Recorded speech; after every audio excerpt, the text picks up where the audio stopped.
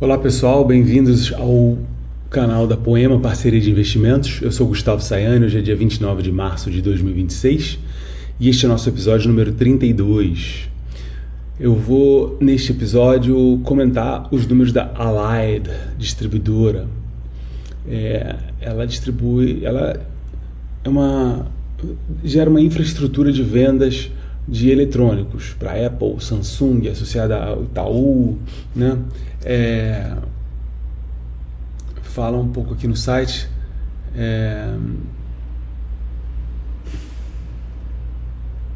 Ela afirma que de cada 11 celulares vendidos no Brasil, um passou pela Allied, por exemplo, né?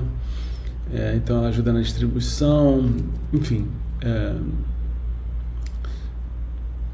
Tem uma coisa de financiamento realmente, né? E assim, a Allied é uma das posições da nossa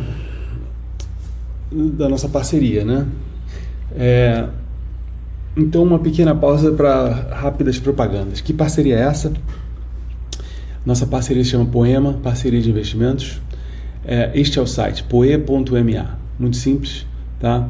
Nós operamos, né, há 9 anos com resultados bem superiores ao Ibovespa, modéstia à parte, 355% entre janeiro de 2017 a dezembro de 2025 contra 167% do Ibovespa, tá? Em breve eu divulgo os resultados deste primeiro trimestre, que ainda não se encerrou, é claro. Convido você a visitar esse site, porque nós procuramos parceiras e parceiros com visão de longo prazo para crescer, tornar um fundo, e desde o início o nosso valor inicial praticamente quintuplicou, né? Oscila um pouco, já passou de quintuplicar, desceu e tal, mas está nessa ordem agora.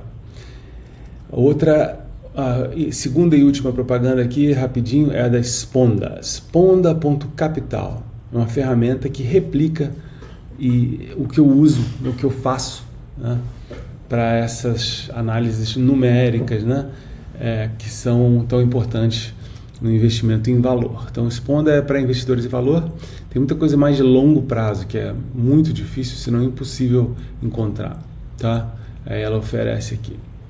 A gente dá uma olhada nela através da Sponda também. Bom, assim, deixa eu mostrar, né, na parceria aqui, né, essa é a nossa carteira. Eu tirei aqui, acabei de tirar um extrato, 4 minutos atrás.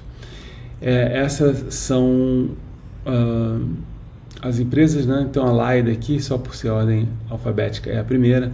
Nós temos aí R$426 mil, né? Ela teve esse custo não é verdade, tá? Por algum motivo a Ágora, ela coloca como custo aqui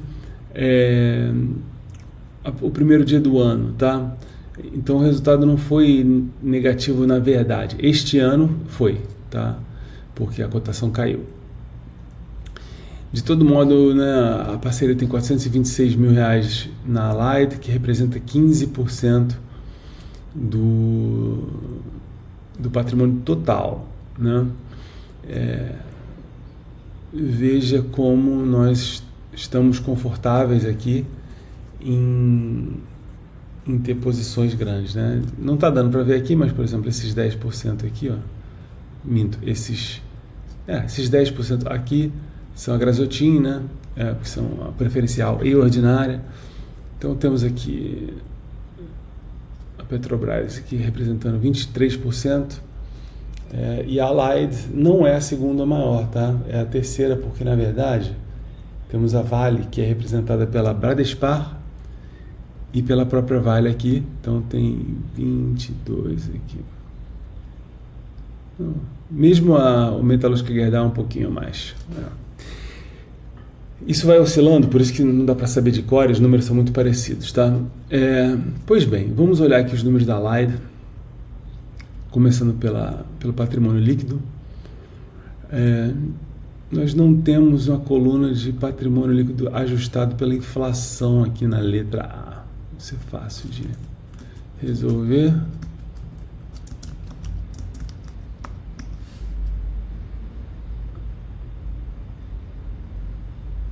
Deixa eu fazer uma coisa aqui.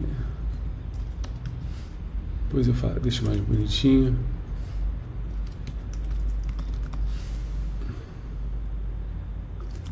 Agora eu vou fazer o ajuste pela inflação.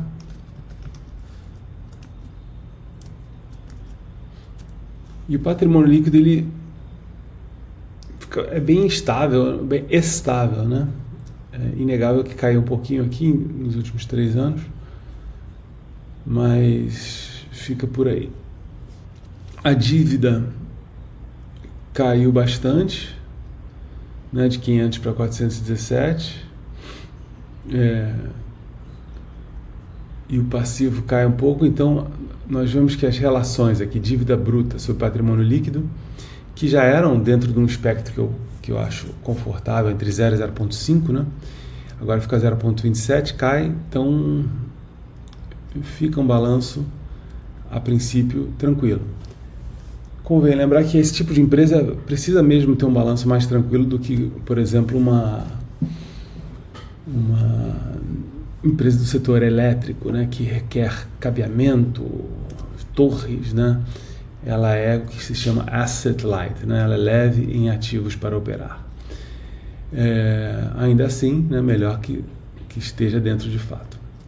A receita dela, 5 bilhões 500, um pouco melhor do que no ano anterior. É notável que assim, não é uma empresa em franco crescimento, né? Então isso tem que ser levado em consideração.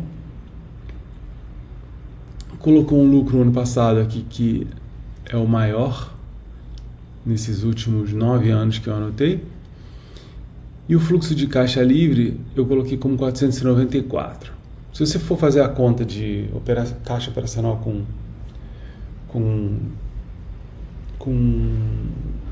caixa de investimento, o número é tipo da ordem de bilhões, né? E parece um fluxo de caixa livre extraordinário. Entretanto, tem essa peculiaridade contábil, né, em que esse tipo de empresa que é meio de varejo, assim, coloca lá o fornecedor e eu deduzi o fornecedor para não ter essa ilusão, tá? Resultando que a média aqui dos últimos 9 anos é um fluxo de caixa livre de 250 milhões e na média dos últimos 5 anos um fluxo de caixa livre da ordem de 426 milhões, né? Quando eu peguei a capitalização de mercado, né, deu 674 milhões. Vamos ver aqui no Sponda. Então vamos colocar... Bom, a Light é da minha home, é uma favorita já, né? Então, fundamentos... Aqui está dando 665 milhões. Um pouco abaixo aqui. E aqui vem um motivo, né, um dos principais motivos, né, que eu sou interessado na Light e acabei virando investidor. Ela parece extremamente barata, né, frente aos seus resultados, né? Então ela custa o equivalente aqui a 2,5 vezes o seu fluxo de caixa livre, 4 vezes seu lucro, né?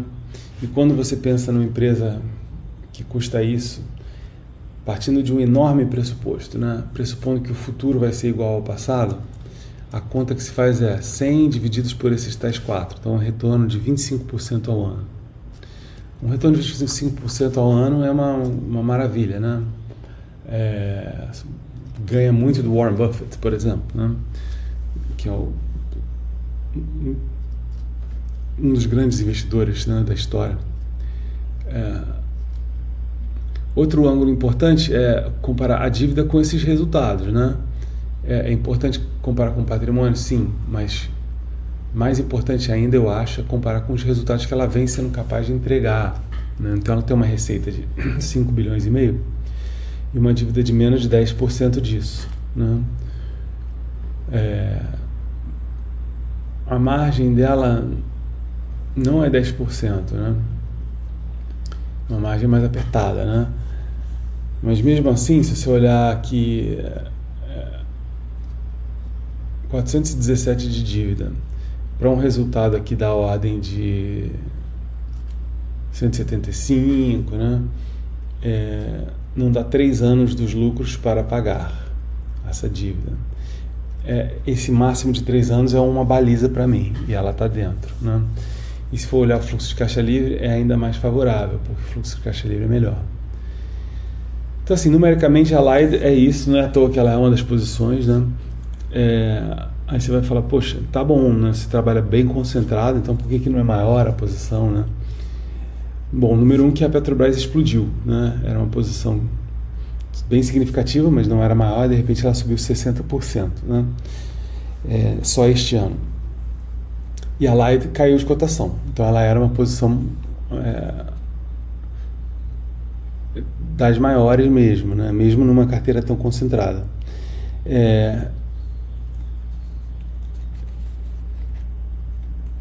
Como tudo na vida tem fatores de incerteza, né? Quais vão ser os dispositivos do futuro? Até quando a Samsung vai se interessar em usar a Allied como distribuidora, né? Porque ela depende muito, muito importantemente, né? de uns poucos enormes,